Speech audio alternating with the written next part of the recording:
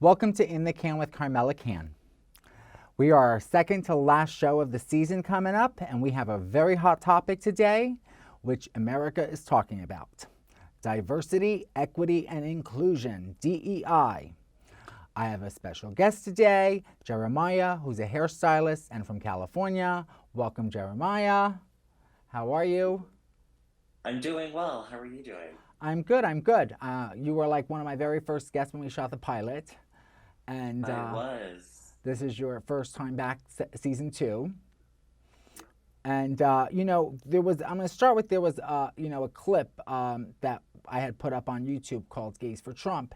And there were some people that had left some comments that I wanted to kind of read to you and kind of get your thoughts on. So one says, Gays for Trump is as ridiculous and stupid as queers for Palestine. Boggles the mind. What's your thought on that? I wish I had a good sarcastic response. I just find it all hysterical. There's freedom of speech. If you want to bash me, then go ahead. I don't care. How about gays for Trump are selfish? I mean, I feel like saying that type of statement is selfish on their end because they're able to express how they feel, yet I'm not able to. Quite double standard, in my opinion. And one more comment. How the hell can you vote for Trump and being gay after all that he's doing to the LGBTQ community? Absolutely appalling. Well, actually, he is showing a lot of respect to the LGBT community. I totally am drawing a blank on the guy's name. Oh gosh, I remember I can't remember his name, but he put him in charge for quite a few things, including the fires in LA. And he's really focusing on the rights. I mean, on some levels, people would say the opposite, given that he just passed an executive order calling for 2 sexes only. And now this new diversity, equity, and inclusion policy that end to it in federal government and anything that's funded by the federal government, and wanting to fire trans people from the military. What are your thoughts there? So my thoughts with those is that I feel it's really important for people to realize that people are still, even if they identify a certain way, have a biological DNA makeup. And it's really unfair to people that are biologically women to compete against those that are biologically male. There's an unfair advantage to that. And then when it comes to the other question of whether or not you allow transgender people in the military has strict guidelines for many other things, such as bipolar and other mental health issues. When it comes to being transgender, there's so much medication that is required and like hormones for them to keep up with their change. So it's really putting people at risk if they do happen to be in a high risk area to make sure that they are able to get their medication. So I feel it's really fair for the government to make guidelines for what the military is, because to be in the military is more of a privilege. It's not a right. So do you view trans people as mentally ill, given that that's one of the criterias? It's quite common knowledge to some people that to be able to get surgery to transition, they have to get an official diagnosis from a doctor that they have gender dysphoria. So in a way, it is a form of mental illness. Okay. Do you realize that they used to say that about gay people in the 90s, and during the Clinton administration, there was, basically, don't mention you're gay, so to speak. And that was kind of, it's very similar parallels that what gay men went through and kind of what trans people are going through now. It was like a don't ask, don't tell. I'm sorry, the policy was don't ask, don't tell under the Clinton administration. I believe that this country's policies should be heavily biased in favor of non-discrimination. I believe when you tell people they can't do certain things in this country that other people can do, there ought to be an overwhelming and compelling reason for it. The policy I am announcing today is, in my judgment, the right thing to do and the best way to do it. It is right because it provides greater protection to those who happen to be homosexual and want to serve their country honorably in uniform, obeying all the military's rules against sexual misconduct. It is the best way to proceed because it provides a sensible balance between the rights of the individual and the needs of our military to remain the world's #1 fighting force. The President consulted with his Joint Chiefs of Staff and indicated to us, as the President of all Americans and as the Commander-in-Chief of the Armed Forces, that he wanted to modify this policy. And he asked us to go study it. He didn't change it on the spot. He asked us to go study it with a goal toward showing a little more flexibility with respect to that policy.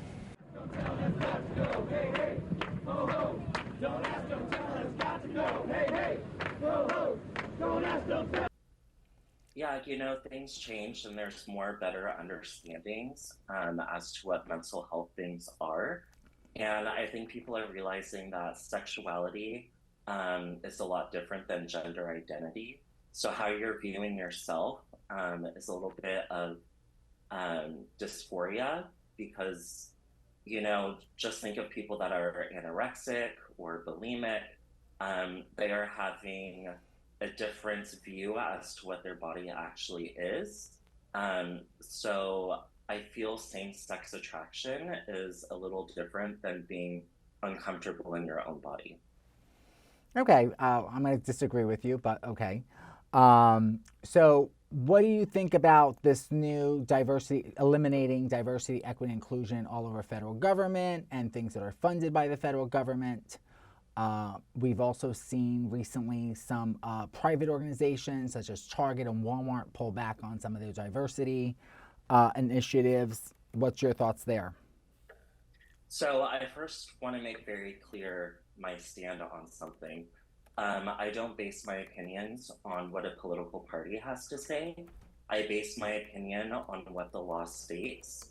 42 U.S. Code Section 2000E, better known as Title VII of the Civil Rights Act of 1964, has included regulations for the EEOC and OSHA under 29 CFR, which is the Code of Federal Regulations, that race or gender should not be used as a factor to improve, as a plus factor to improve workplace diversity. And under that Title VII, race and gender can only be used as a plus factor on an employer when they have a written affirmative action that meets certain criteria. So are you for diversity and inclusion, just personally? I am for the concept of it. I think it's done completely in the wrong way. I feel like the theory or the concept of it what do you mean it's really done in the wrong? Could you elaborate on what you mean done in the wrong way? So I feel like people are trying to make hiring someone as a minority as their main focus of getting the job instead of their merits. So I feel like DEI should have more of a neutral hiring process. A way to be able to approach it is when someone sends in an applicant or requests an application, they're given an applicant number and then have to provide their social security card. So then it's a fair way to review someone's resume without taking into account what their race is. So then if their resume is accepted and they feel that they have the qualifications for their position, they can then provide it to the hiring managers. And to make sure that the resumes are accurate, they can show their social security card as well as with their driver's license or an identification card to prove it's actually them. And a way that the DEI could really make sure that the person is being considered fairly and not being discriminated against is they could have a member of the DEI to sit in on the actual job interview and have the whole interview filmed. So I think it's really good to be able to make DEI something neutral and fair to everyone. Okay. But I mean, do you believe that there is unconscious bias or implicit bias sometimes in people that they're making decisions without realizing sometimes intentionally, and that part of the diversity and inclusion is educating people on, you know, being more consciously aware of, you know, possibly their biases? Yeah, that's human natural tendencies that some may have.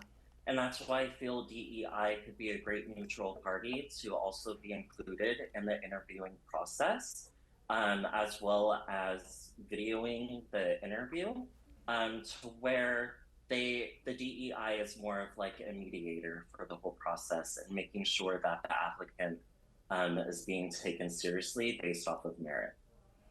Okay. Please click the link below and visit Carmella Cann shop. Have official merchandise, anything from magnets to tote bag.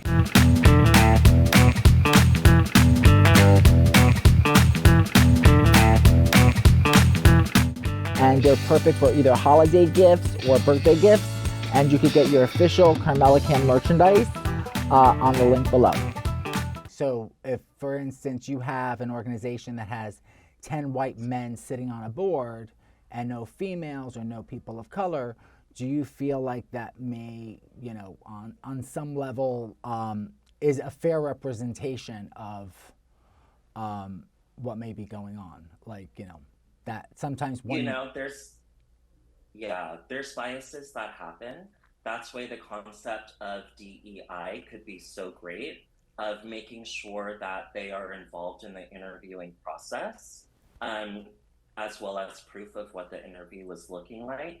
So then, if they are being biased and say, no, we don't want to hire you, even though they check all of the boxes to be able to get the job, they can then have the DEI representative um, really be an advocate for the applicant.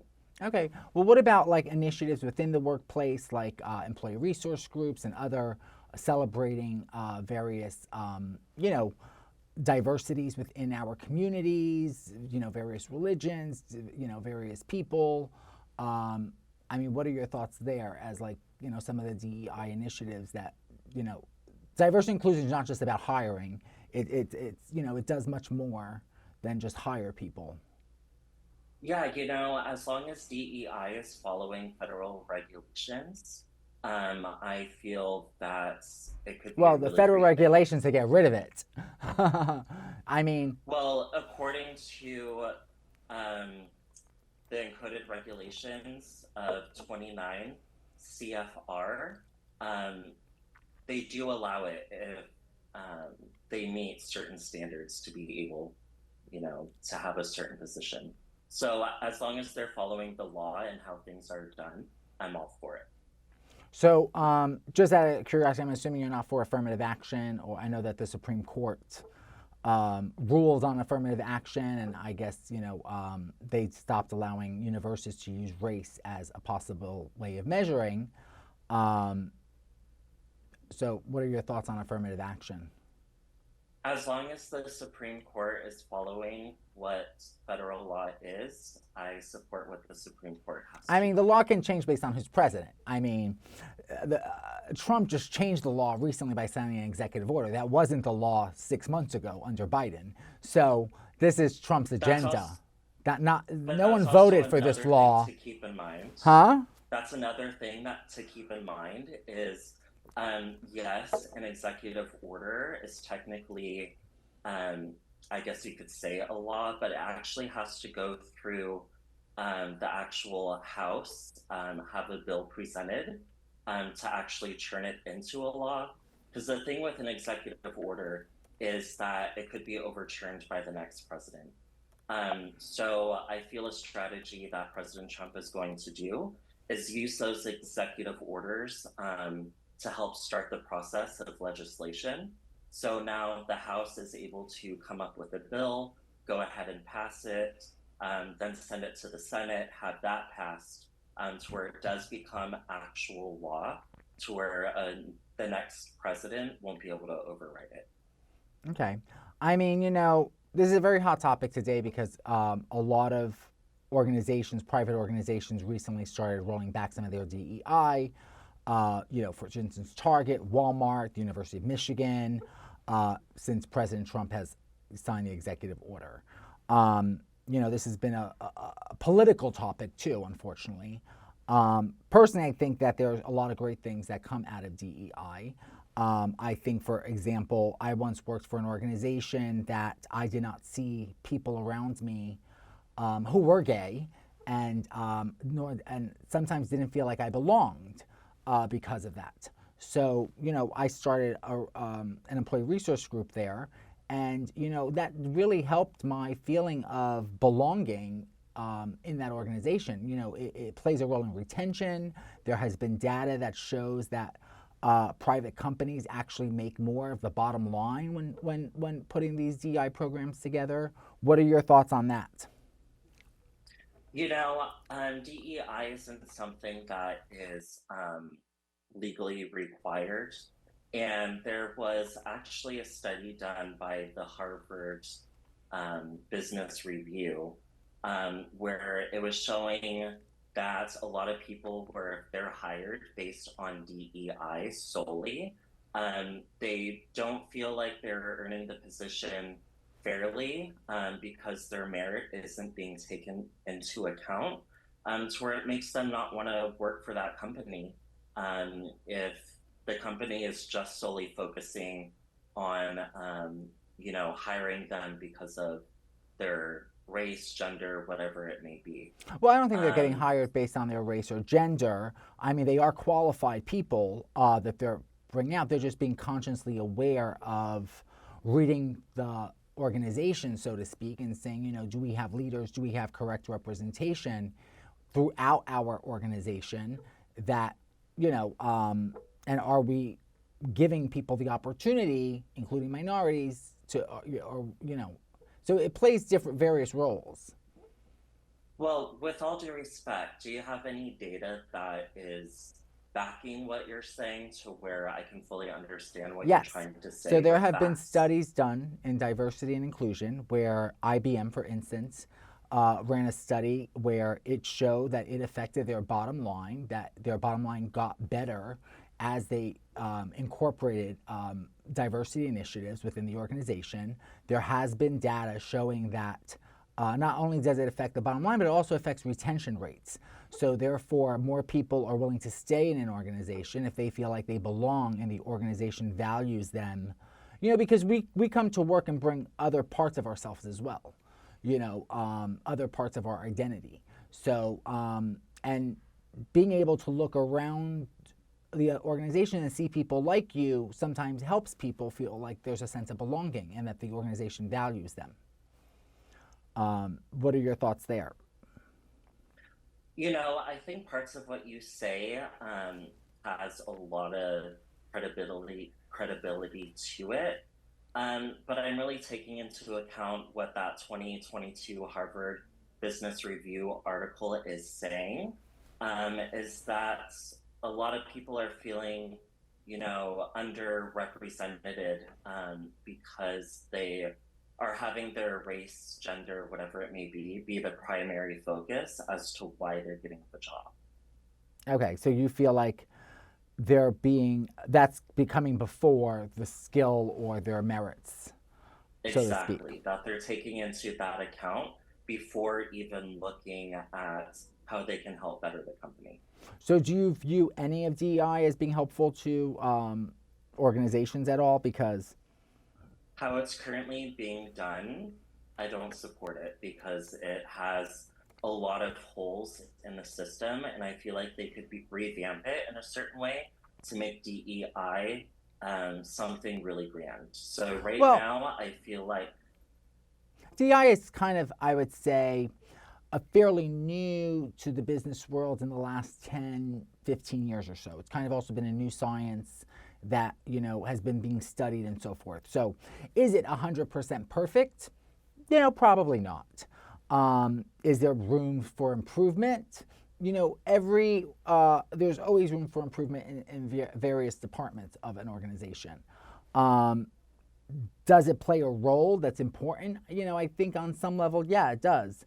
You know, I'm going to actually take the initial, because a lot of people haven't heard it, DEIB, which is now another letter they've added, B for belonging. So, you know, because it's not just being part of an organization and being included, but also having the feeling that you belong there. And, you know, what are your thoughts there? I agree with you. I feel like it is very new to where there needs to be a lot of improvement. And I think to take into consideration of helping someone feel like they belong is to really focus on what their credentials are, because then they feel like they are belonging with everybody else who has the same intelligence as them. Because I feel like, you know that expression of like, oh, I'm not racist because I have this token minority friend. I feel like it would really make someone not feel so welcomed, knowing that they were mostly hired because they were a minority. I feel like there's a lot of strength in feeling like you belong with people when you're at their same level of education. So I think DEI would be great to really help make sure that biases don't happen. But I feel like those that have minorities need to have due credit of I, their education, how intelligent they are to be able to get that position. I mean, I do believe people who are getting hired, minorities, not just the idea, they are qualified candidates. They're not hiring unqualified candidates into these roles. You know, and you know, it's you know, every organization's different. I mean, you know, obviously you're in an industry of hairstyling, which is very different, for instance, than someone who works in you know, Wall Street, or someone who works in, you know, the tech world. And you know, every industry faces different types of, you know, issues, and in some industries and some organizations, DI can actually be very helpful, depending on that. Um, Well, with all due respect, I feel like what you say has a lot of validity to it. But based what I've seen on the media, especially with the accident that happened at that airport, it was investigated, and we found out that many people that actually had better credentials were turned away to go and give more representation to minorities. Even though they were less skilled. So I partly agree with you on that, but based on, the studies that showed who was turned away because they didn't fit into what DEI wants, that's not really fair. Please click the link below and visit Carmella Cann shop. Have official merchandise, anything from magnets to tote bag.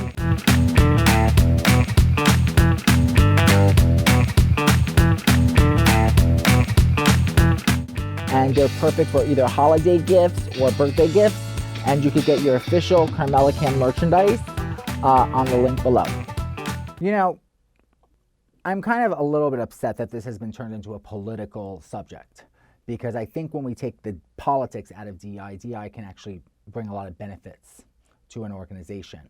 Unfortunately, this has been one of those things that's politically used, and now politically, you know, it's become something to battle for again. Kinds of like, transgender issues in America. DEI is one of those things going on right now. And again, there's, pros and cons. And, I've studied diversity, equity, and inclusion in my master's program. And the professor I had was really great at putting it together, because she really kept politics out of it.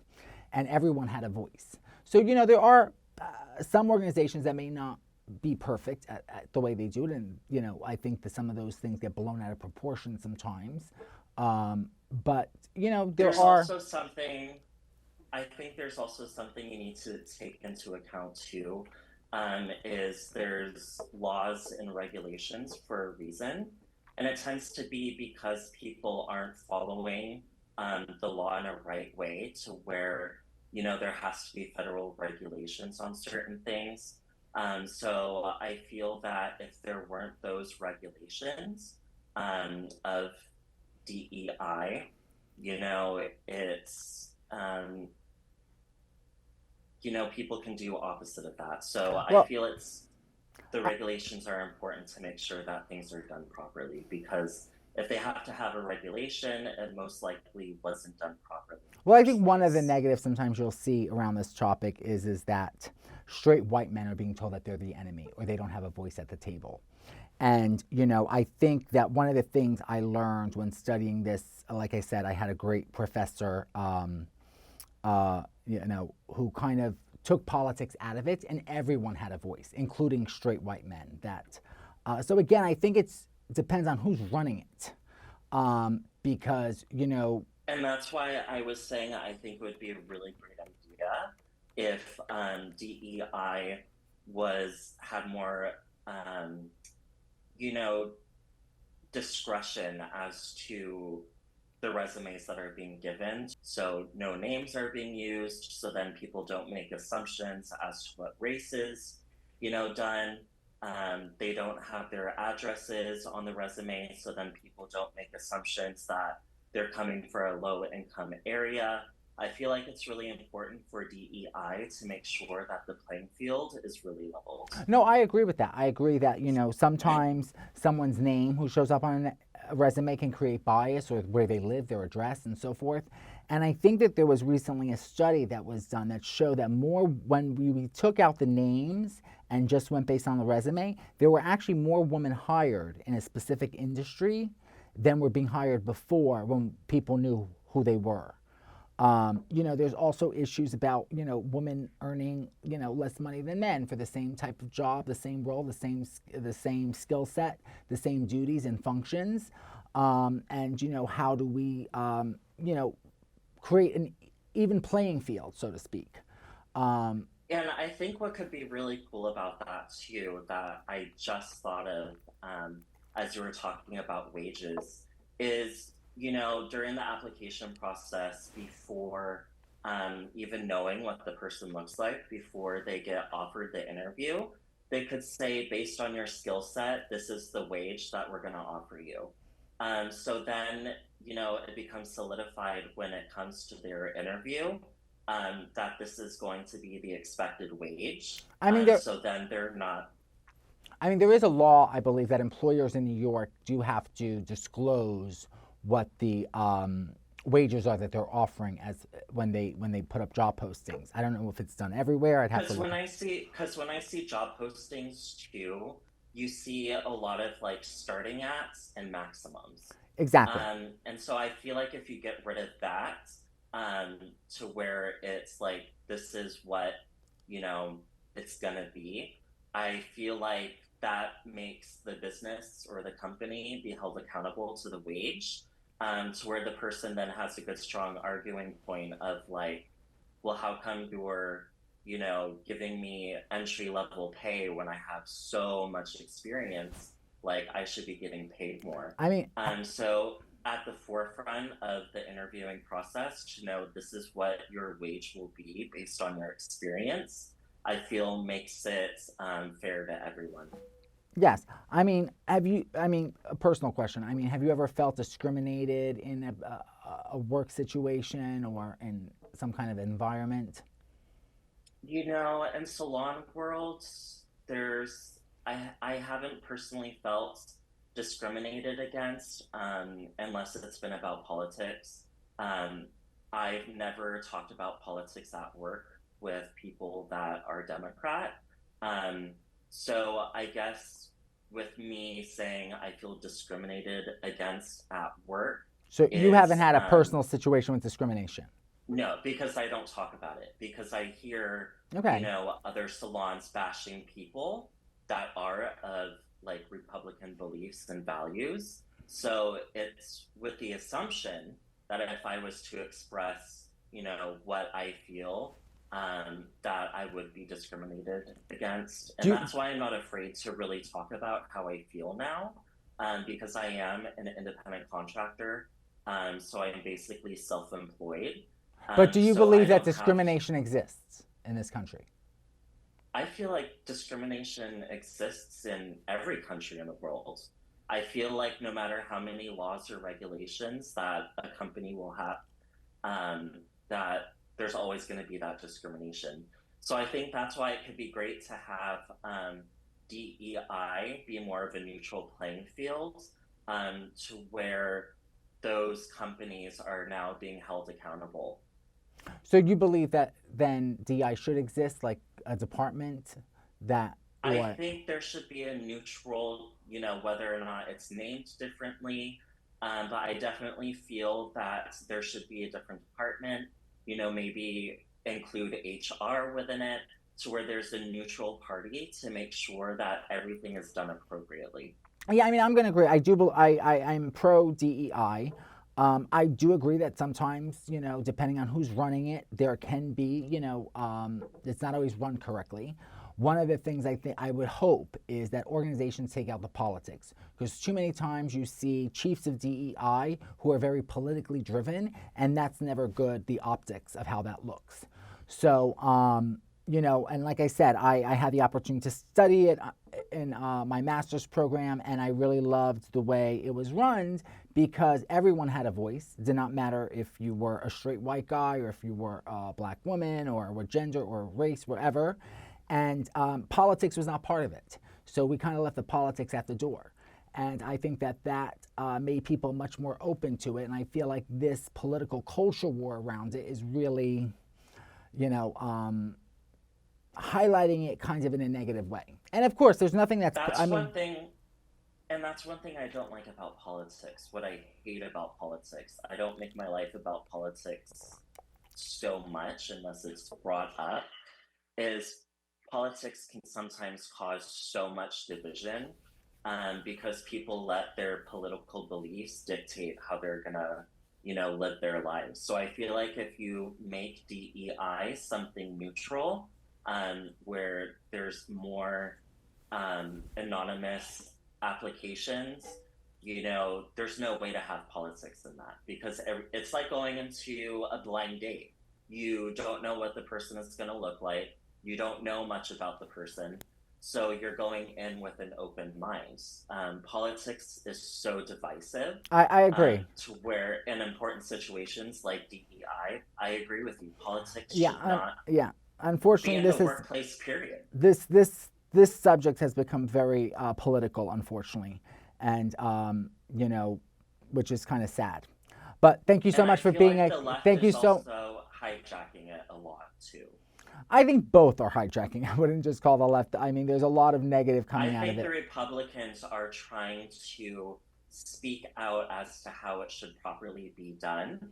I don't know if they're talking about that. They're trying to get rid of it. They're not trying to say how it should be done. Yeah, because it's not being done properly. So they're probably like, you know what, you guys are screwing it up. Let's just get rid of it completely, because it's not necessary to have. All right. Well, thank you so much for coming on today and being a guest. It's great to have you back again from last season. Thank you so much for tuning in to In the Can with Carmella Cann. DEI is one of those really polarized topics right now between both Republicans and Democrats. I wish that this had not been a political topic, because I feel like it takes away the validity of its importance. Like I said earlier in the show, this is our second to last podcast of the season. We do plan on coming back in October with season 3. In the meantime, please don't forget to subscribe to my YouTube channel. And thanks for tuning in.